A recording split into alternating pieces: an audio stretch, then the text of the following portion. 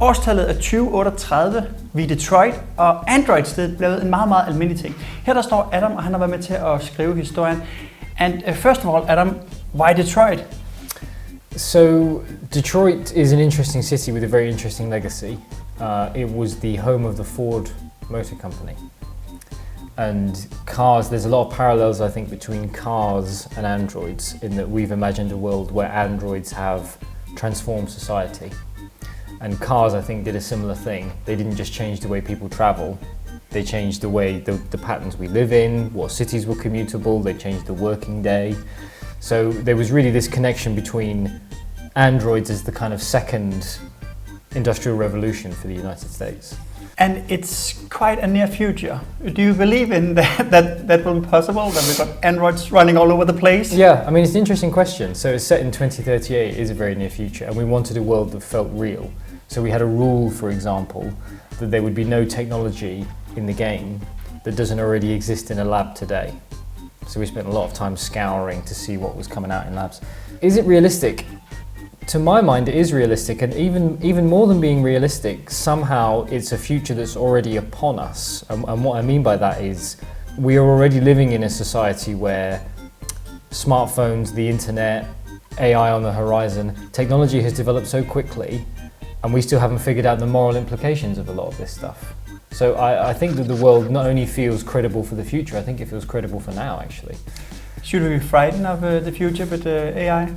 It's a great question. I mean, the various experts on AI are in disagreement. The people who are closest to this subject cannot agree what AI will even look like, let alone how dangerous it will be, which you can kind of understand, because if you'd been asking people before the internet what the internet would be like, how could they have imagined what it would be like? The beauty for us as writers, I think, and one of the reasons Detroit works as an interactive story where your choices change the story, is that we didn't need to answer those questions. We wanted the player to find their own answer to those questions. And so if they have a pessimistic view of AI, they'll probably make pessimistic choices and get a pessimistic story, but by the same token, they may be optimistic and get a different story. And right now we can choose between three characters.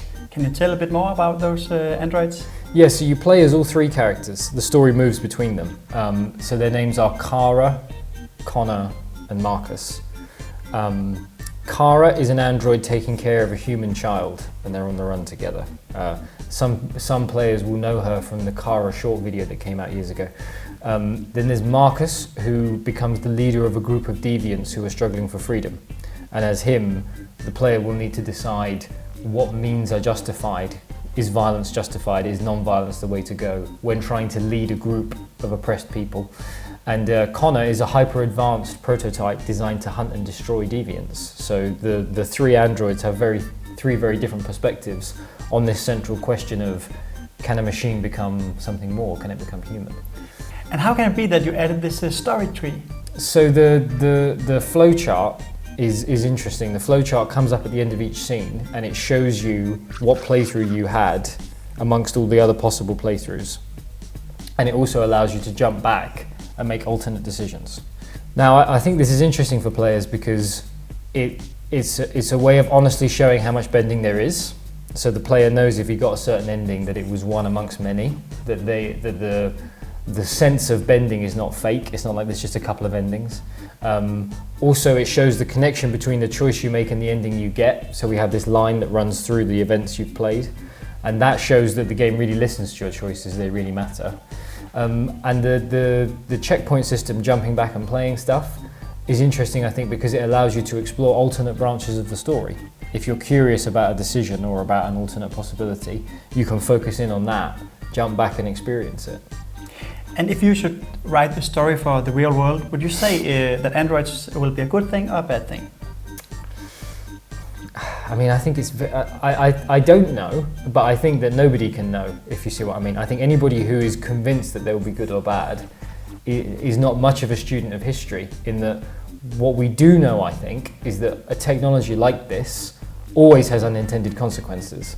Anything this transformative always affects us in ways we didn't foresee. But I would also say there's probably a parallel between the game and real life, in that it's still very much in our destiny what AI is like. It's still in our hands, and if we think enough about the problem and discuss it and consider it from a moral point of view, I think there's no reason why it has to be dystopian. And the last question, I know all the viewers are thinking about it right now. Are you an Android? What's the difference? Thank you. Thank you.